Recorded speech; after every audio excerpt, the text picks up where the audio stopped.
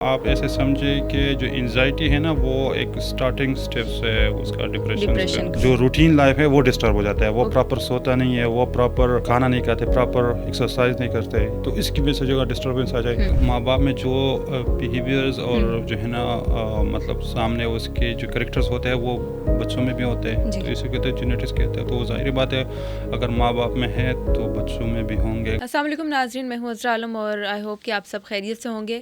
آج ہم care plus پر ایک ایسے موضوع پر بات کریں گے جو ہمارے معاشرے میں تیزی سے بڑھ رہا ہے, لیکن افسوس ہے کہ اس پر کھل کر بات نہیں کی جاتی. ڈپریشن اور انزائٹی. ہم جانتے ہیں کہ ذہنی صحت اتنی ہی ضروری ہے جتنی جسمانی صحت, مگر ہمارے ہاں اسے اکثر نظر انداز کر دیا جاتا ہے. لوگ ڈپریشن اور انزائٹی کو کمزوری سمجھتے ہیں, حالانکہ یہ ایک ایسا سنجیدہ مسئلہ ہے جس پر بات کرنا اور اس کا حل تلاش کرنا بہت ضروری ہے.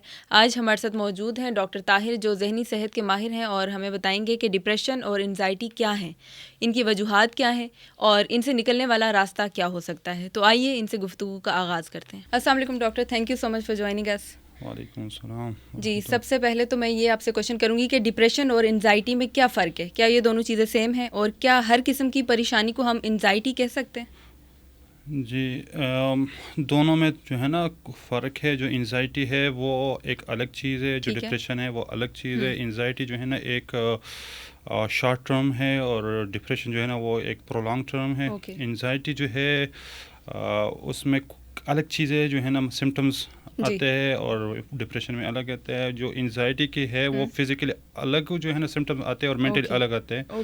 جو ڈپریشن ہے اس کے الگ آتے ہیں. ٹھیک ہے. جو انزائٹی میں موسٹلی آتے ہیں اس میں سویٹنگ اور موسٹلی جو ہے نا پلپیٹیشنز اور جو ہے نا آپ کی جو ریگولر لائف ہے نا وہ ڈسٹرب ہو جاتا ہے اور آپ جو ہے نا عجیب سوچتے ہو. جو ڈپریشن میں موسٹلی آتے ہیں وہ آپ جو ہے نا مطلب ڈپریس رہتے ہو, آپ جو ہے نا ایک جگہ پہ رہتے ہو اور آپ جو ہے نا مومنٹ نہیں کرتے اور آپ مطلب وداؤٹ کاز جو ہے نا پین اور مطلب ایچنگ جو ہے نا فیل کرتے ہو کہ مجھے ایچنگ ہو رہی ہے, مجھے پین ہو رہا ہے. یہ ایسے چیزیں آپ کو آتے ہیں ڈپریشنز میں. حالانکہ انزائٹی میں جو ہے نا آپ کو کہتے ہیں بیٹھے بیٹھے آپ کو پسینہ آ جاتے ہیں, بیٹھے بیٹھے ہم کو جو ہے نا وہ سر درد اسٹارٹ ہو جاتے ہیں, بیٹھے بیٹھے ہم کو جو ہے نا کہتے ہیں دل دھڑکن زیادہ ہو گیا. یہ چیز ہے وہ جو ہے نا. ٹھیک ہے, تو یہ بتائیں کہ کچھ لوگ کہتے ہیں کہ ڈپریشن جو ہے اس میں انزائٹی اٹیکس آتے ہیں. نہیں, یہ مت ہے یا یہ ایک آپ ایسے سمجھیں کہ جو انزائٹی ہے نا وہ ایک سٹارٹنگ سٹیپس ہے اس کا ڈپریشن کا. یہ ہے کہ میں نے آپ کو بتایا نا انزائٹی جو ہے نا مطلب ایک شارٹ وہ اسٹارٹ اپ ہے کہ انزائٹی میں ہم کہتے ہیں بندہ انزائٹک ہے. یہ ہے تو پھر اور جو ڈپریشنز ہے وہ تو ایک کرونک سٹیج میں چلا جاتا ہے, مطلب پراپر انزائٹی پرولونگ جو ہے نا. ہاں, مطلب جب انزائٹی اسٹارٹ ہوتی ہے اگر آپ اس کو اسی اسٹیج کے اوپر نہیں اس کو ٹریٹ کرتے ہیں تو وہ بعد میں بگڑ کے ایک قسم کا ڈپریشن بن جاتا ہے. ہاں, میڈیکلی ٹرمز میں یہ کہتے ہیں کہ ہم جو ہے نا اگر کرونک ایک چیز اس کو کہتے ہیں ہم اگر وہ 6 months ابو ہو جائے تو ہم اس کو کرونک کہتے ہیں. ٹھیک ہے.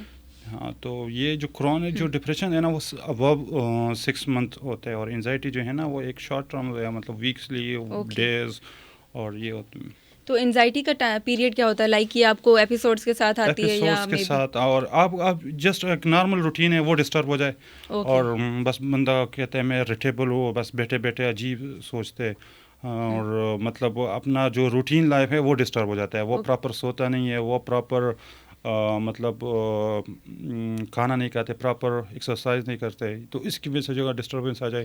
حالانکہ ڈپریشن میں کیا ہوتا ہے بندہ بیٹھے بیٹھے جو ہے نا الٹا سوچتا ہے کہ یار میں جو ہے نا سوسائڈل تھاٹس آتے ہیں اس میں, اور ڈیتھ کے بارے میں بہت زیادہ سوچتے ہیں. اوکے, تو یہ بتائیں کہ آج کل کے دور میں ڈپریشن اور انزائٹی کی سب سے بڑی وجوہات کیا ہیں؟ جو آج کل کے دور میں ہے وہ مختلف ہے.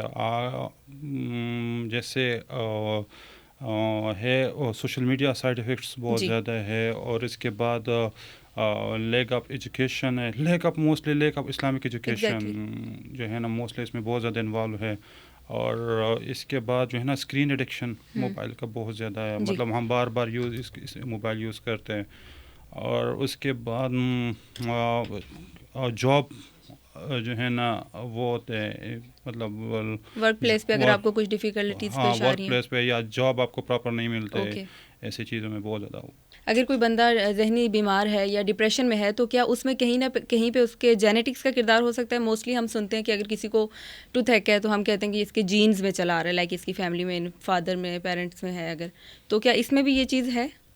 جینیٹکلی ظاہری بات ہے، ماں باپ میں جو بیہیویئرز اور جو ہے نا مطلب سامنے اس کے جو کریکٹرز ہوتے ہیں وہ بچوں میں بھی ہوتے ہیں، تو اسی کہتے ہیں جینیٹکس کہتے ہیں. تو ظاہری بات ہے اگر ماں باپ میں ہے تو بچوں میں بھی ہوں گے. اگر ایک فیملی جو ہے نا انوالو ہے، پیرنٹس انوالو ہے انزائٹک میں، اور اس کا ہوم جو گھر کا ماحول جو ہے نا وہ ٹینس ماحول ہے، تو بچوں پہ ظاہر ہے آٹومیٹکلی اثر بھی کرے گا اور وہ جو ہے نا جینیٹک ٹرانسفر بھی ہوگا.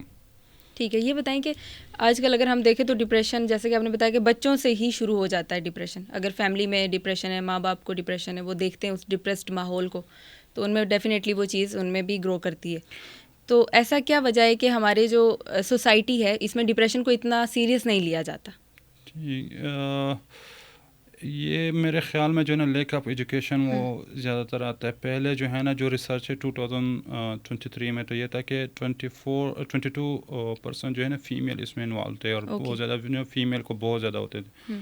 اب ریسنٹ جو ریسرچ آ رہا ہے جو مطلب لے رہے ریسرچنگ کر رہے لوگ اور ایکسپیکٹیٹ کر رہے، ایکسپیکٹیشن یہی ہے کہ جو نیو ہمارے جنریشن ہے، موسٹلی جو اسکول کے بچے ہیں یا جو کالج کے بچے ہیں، یہ اکیڈمک والے جو ہماری ینگ جنریشن ہے، وہ موسٹلی جو ہے نا اس میں بہت زیادہ انوالو ہے.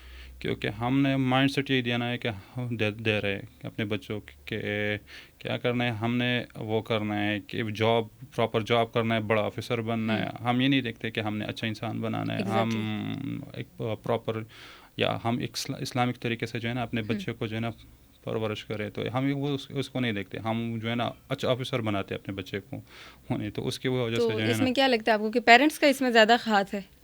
اگر دیکھیں ینگ جنریشن اگر اس ٹائپ پہ جا رہی ہے، یہ تو نہیں کہہ سکتا کہ پیرنٹس دونوں جو ہے نا انوالو ہے، پیرنٹس بھی اور سوسائٹی ٹرینڈ جو ہے نا چل رہا ہے. اگر ایک سوسائٹی ایک ٹرینڈ چل رہا ہے اور سوشل میڈیا پہ جیسے ریئلٹی کچھ اور ہے اور ایکسپیکٹیشن کچھ اور ہے، تو ایسے.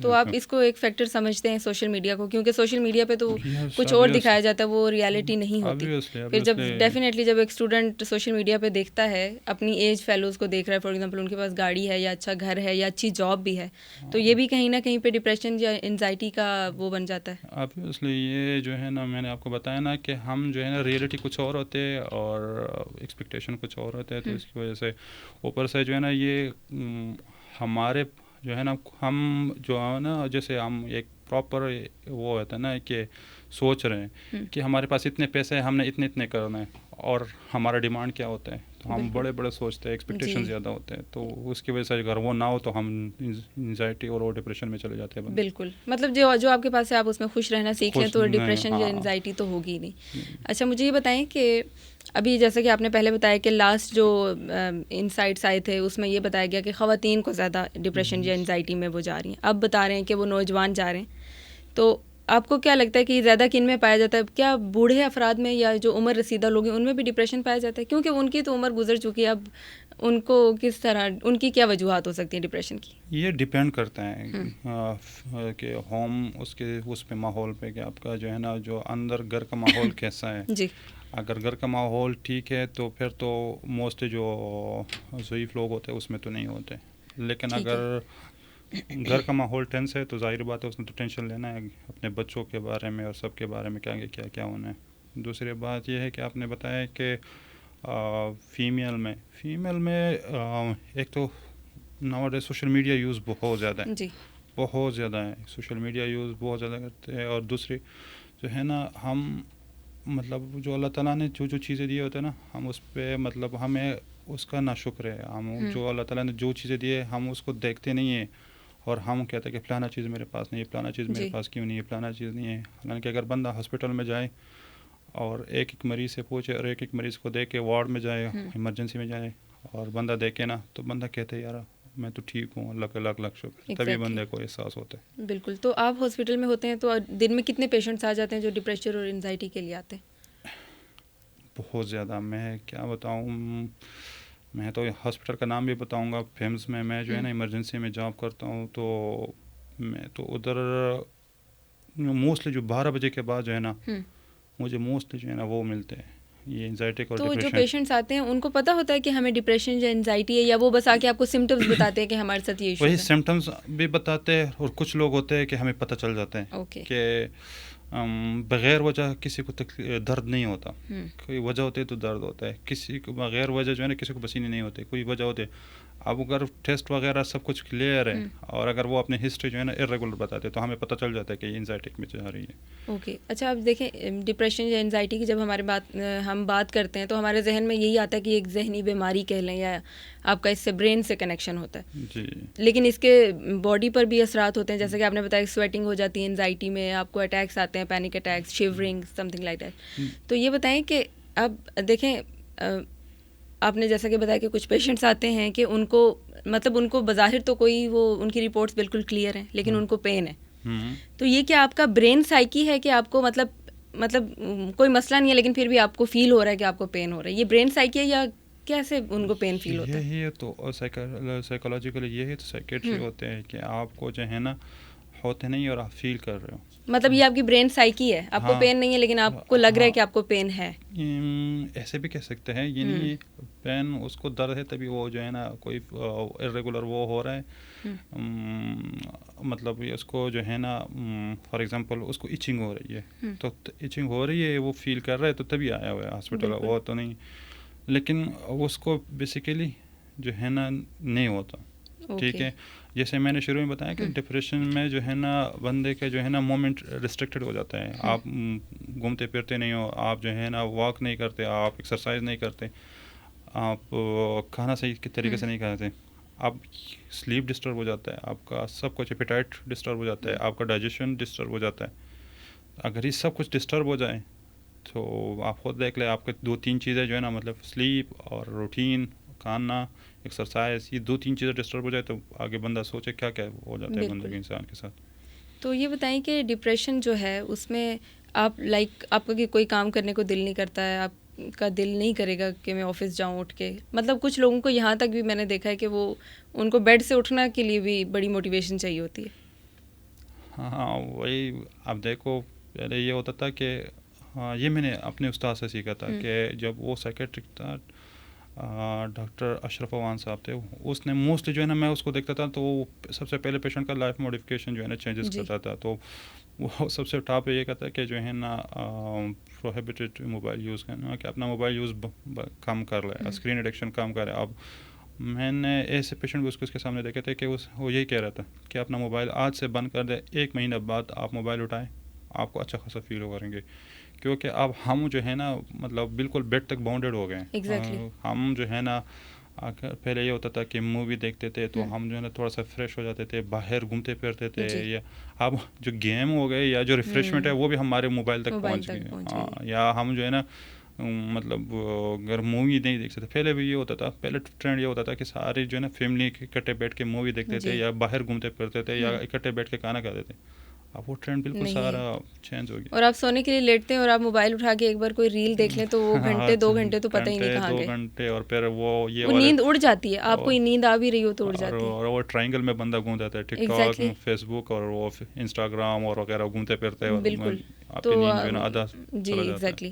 تو یہ بتائیے گا کہ کیا ڈپریشن اور انزائٹی کو ہم کیا میڈیسنس کے علاوہ بھی ٹھیک کر سکتے ہیں؟ کیا ہمیں لائف میں چینجز کرنی چاہیے؟ جیسے میں نے آپ کو بتایا سب سے موسٹلی جو سب سے پہلا وہ ہے نا وہ لائف وہ موڈیفکیشن ہے. آپ نے جو ہے نا ارلی ان دا مارننگ جو ہے نا اٹھنا ہے، ایکسرسائز کرنا ہے، پراپر ناشتہ کرنا ہے. پھر اس کے بعد جو ہے نا اگر جاب کرنا ہے تو جاب کے لیے پراپر ٹائمنگ ہو. جو ابراڈ لوگ ہوتے ہیں نا، جو باہر کے یورپین ہو یا باقی کنٹریز کے لوگ ہوتے ہیں، وہ کیوں اس چیز سے تھوڑے سے نکلے ہوئے ہیں. وہ ایک ٹائم ٹو ٹائم جو ہے نا وہ کرتے ہیں. فار ایگزامپل مارننگ 8 بجے سے لے کر 2 بجے تک ڈیوٹی ہے تو وہ کر لے، باقی سب کو چھوڑ لیتے ہیں. 2 بجے ہر چیز بند اور گھر چلے جاتے ہیں. پھر وہ فیملی کو ٹائم دیتے ہیں. یہ دیتے. اب ہمارا کیا سین ہوتا ہے کہ ہم جو ہے نا ہمارا جو سین کیا ہوتا ہے، ہم 8:30-9 بجے تک پہنچ جاتے ہیں. اس میں ہماری غلطی. پھر آگے جو ہے نا جو پہلے تو ہم لیٹ جاتے ہیں، پھر ہم لیٹ تک بیٹھتے بھی ہیں، پھر بھی ہمارا کام نہیں کمپلیٹ ہوتا. پھر 4-5 بجے تک بیٹھے رہتے ہیں. پھر اگر 4-5 بجے تک بندہ بیٹھے، بندہ نماز بھی نہ پڑھے، کھانا بھی نہ کھائے، صبح ناشتہ بھی نہ کرے اور 5 بجے چلا جائے اوور ورک بھی کر لیں, کام زیادہ کریں, تو بندہ نہ ایکسرسائز کا ٹائم پراپر نہیں ملتا نکال ہے, سکتا. نہ پراپر آپ کو پراپر کھانے کا ٹائم ملتا ہے, نہ نماز کا ٹائم ملتا ہے, نہ ایکسرسائز کا ٹائم ملتا ہے. تو اور بندہ میں تو جو ہے نا اگر 3-4 بجے بھی چلا جاؤں نا, اور تو میں تو سو جاتا ہوں, مجھے تو پتہ نہیں اتنا وہ کیونکہ آپ تو ڈاکٹر ہیں, آپ کو تو پتہ ہے کہ اگر میں سوؤں گا نہیں تو میرے پیشنٹس کا کیا ہوگا. یہ بات نہیں ہے, لیکن ہر انسان برابر ہی, اللہ تعالیٰ نے سب کچھ برابر بنایا ہوا ہے. اچھا, بہت سے لوگ ایسے بھی ہیں جو شاید ہو سکتا ہے اپنی ڈپریشن یا انزائٹی میں ہو, لیکن وہ کسی کنسلٹنٹ سے رجوع نہ کر سکتے ہوں. بہت سی وہ ہو سکتی ہیں, ریزنز ہو سکتی ہیں اس کے پیچھے. ان کو کیا کرنا چاہیے؟ جیسے آپ نے کہا کہ کنسلٹنٹ سے آپ جو ہے نا وہ رجوع نہیں کرتے اور وہ کرتے, تو ڈفرینٹ چیزیں. جیسے آپ نے میں نے کہا فزیکلی بندہ جو ہے نا اپنے آپ کو چینج کر لے, ٹھیک ہے, ایکسرسائز پراپر کر لے, سلیپ اور کیا نام ہے ڈائٹ وغیرہ اس کا خیال کرے. اکنامکلی آپ کو جو ہے نا اپنے آپ کو باؤنڈیڈ رکھنا چاہیے کہ پلانا چیز نہیں تو پلانا وغیرہ وغیرہ وہ چیزیں نہیں کرنی, ٹھیک ہے. دوسری بات یہ ہے کہ اسلامک پوائنٹ آف ویو سے بندہ دیکھے. تو ابھی جو ہے نا ہمارے ایک ڈاکٹر صاحب ہے سروس ہاسپٹل میں ہوتے ہیں, ڈاکٹر جاوید اختر صاحب جی. تو اس نے جو ہے نا وہ, میں نے تو سوشل میڈیا پہ بیسیکلی اس کو دیکھا تھا جی. تو وہ ہر جگہ پہ بار بار یہی بتا رہے تھے کہ سورہ رحمان جو ہے نا صبح اور شام کو درود شریف سب سے پہلے اور بعد میں جو ہے نا پڑھ کے سورہ رحمان جو ہے نا اپنے پیشنٹس کو جو ہے نا زیادہ سے زیادہ. تو سورہ رحمان تھراپی یہ بہت جو ہے نا, میں خود نہیں مانتا تھا کہ یہ جو ڈاکٹر ہے نا یہ دم درود پہ اتنا وہ نہیں کرتے جی. لیکن ایک چیز میں وہ کیا ہوا ہے ایک ریسرچ, اور ہم نے پراپر دیکھا ہے کہ لوگ اس سے جو ہے نا واقعی ٹھیک ہو رہے ہیں. تو مجھے یہ اسلامک پوائنٹ آف ویو سے جو ہے نا ایک یہ سورہ رحمان تھراپی ہے جو بندہ وہ کر سکتے ہیں. تو وہ ریکمینڈ کرتے ہیں کہ آپ سنیں بہت زیادہ, بہت صبح شام. یہ نہیں ہے کہ سورہ رحمان باقی تلاوت بندہ کرے, لیکن سورہ رحمان ایک تھراپی ہے پراپر. کہ آپ کو قاری عبدالباسط, وہ مجھے وہ سوشل میڈیا پہ میرے خیال میں وہ یہی بتا رہا تھا کہ قاری عبدالباسط کا جو ہے نا وہ کہہ رہے تھے کہ وہ سنا کرے, اور سب سے اس اسٹارٹ میں اور اینڈ پہ جو ہے نا درود شریف. اوکے, ٹھیک ہے. تو یہ بتائیں کہ اب سوشل میڈیا کا دور ہے, جدید طرز زندگی ہے, یہ کہاں کتنے حد تک ہمارے ذہنوں کو خراب کر رہی ہے؟ جیسے شروع میں نے آپ کو کہا ہے کہ ہمارے جو ہے نا ریئلٹی کچھ اور ہے اور ہم ایکسپیکٹیشن کچھ اور رکھ رہے ہیں. تو ظاہر بات ہے سوشل میڈیا سائڈ افیکٹس ہیں, تو اس کے جو نیگلیجنس ہے, تو وہی اگر ایک بندہ یورپین ٹرینڈ ادھر نہ آتا ہو تو ہماری انزائٹی ادھر کم ہوتی ہے, ہمارے جو ہے نا چیزیں کم, ڈیمانڈ کم ہو جاتی ہے. تو سوشل میڈیا بہت زیادہ جو ہے نا اس پہ زیادہ تر میرے خیال میں جو ہے نا افیکٹ کر رہی ہیں جی. آخر میں یہ بتائیے گا کہ اگر آپ کے کسی فرینڈ کو یا کسی قریبی رشتہ دار کو ڈپریشن یا انزائٹی ہے اور ان کو نہیں پتہ کہ ہمیں یہ ایشو ہے, تو ہم ان کو کیسے موٹیویٹ کر سکتے ہیں؟ کیونکہ بہت سے لوگ ایسے ہوتے ہیں جو ان چیزوں سے گزر رہے ہوتے ہیں, لیکن وہ پھر بھی نہیں چاہیں گے کہ وہ اس کے خلاف اس کے لیے کچھ کریں یا کسی ڈاکٹر سے کنسلٹ کریں یا اپنی روٹین میں چینجز کریں, کیونکہ ان کو بھی موٹیویشن کی ضرورت ہوتی ہے. یہ سب سے سارے کویشچن, مجھے یہ کویشچن بہت اچھا لگا ہے. اور یہ ہے کہ ہم جو انزائٹی اور جو ہے نا جو ڈپریشن والے لوگ ہوتے ہیں وہ اپنے آپ کو لونلی فیل کرتا. ایگزیکٹلی. سب سے مین جو ہے نا وہ یہی کہتا ہے کہ میں اکیلا ہوں, میرے ساتھ کوئی نہیں ہے, میں واک اکیلا کیسے کروں, یہ کروں, میں اکیلا کیسے کھانا کھاؤں. یہ تو موسٹلی جو ہے نا آپ اس کو اپنے فرینڈ کو ٹائم دینا ہوتا ہے. اور یہ میرے مطلب میں نے خود ایکسپیرینس کیا, میرے کافی دوست ہیں اس میں جو ہے نا مطلب اگر ہم تھوڑا سا بندہ ٹائم دے دے, اس کو روٹین سیٹ کر لے, اس کو پراپر اپنے ساتھ گھمائے پھرائے, اور اس کو جو ہے نا مطلب اکٹھا ایکسرسائز اکٹھے بیٹھ کے یا جو ہے نا واک کرے یا وہ ایکسرسائز کرے, جم اکٹھا جوائن کرے, تو یہ جو ہے نا. اور موسٹلی میں نے یہ دیکھا ہے نا کہ یہی جو ہے نا آپ کو پھر یاد ہوتا ہے کہ بیسٹ فرینڈ کا یہ ہوتا ہے کہ آپ مشکل وقت میں اس کا ساتھ دیتے ہیں. تو آخر میں بس ایک اور سوال یہ کرنا چاہوں گی کہ کچھ لوگوں کو اوور تھنکنگ کی عادت ہوتی ہے, کیا یہ بھی انزائٹی یا ڈپریشن میں ہی کسی چیز میں سے ہے؟ اوور تھنکنگ جو ہے نا یہ بھی ایک جو ہے نا ڈپریشن کا سمٹم ہے. اوکے, ٹھیک ہے, کہ یہ جو ہے نا آپ اوور تھنکنگ کرتے ہو. جیسے ریسنٹلی میرے ایک فرینڈ کے ساتھ ہوا تھا, تو کہتا ہے یہ کیوں ہو گیا, وہ سلیکٹ نہیں ہوا, میں سلیکٹ کیا ہوا, حالانکہ ہمارے کلاس کا سب سے اوبیڈینٹ لڑکا وہی تھا. اور میں اس کو دیکھ کے نا حیران ہو جاتا تھا کہ یار یہ اتنا لائق ہے اور اتنا کیوں اس کو ایسے اسٹارٹ ہوا ہے. تو دوسرے کی شاید سفارش ہوئی ہو.